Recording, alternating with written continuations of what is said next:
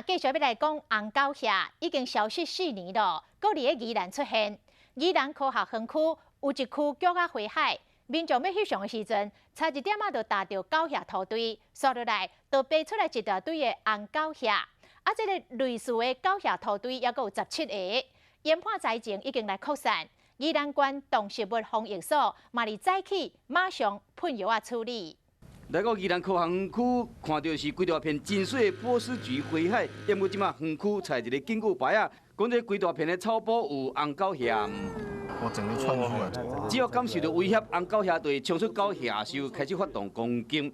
因为伊毒性真强，有过敏体质的人，然后加到有可能会休克，是讲这狗虾是对倒位来的？其实我们原本宜兰这边不是火蚁的疫区啦，那最有可能的其实应该就是路旁的植栽。 或是土方引进来，讲有可能是对这树啊入去到宜兰的，就是讲为这个禁止区，防疫所嘛教大家看要安怎分。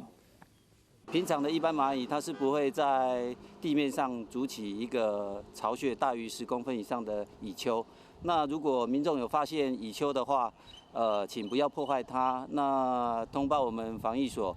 目前防疫所已经开始投狗虾，估计上紧要6个月时间才投会完，所以讲提醒乡亲，若到宜兰科学园区，上好莫挖这个草埔。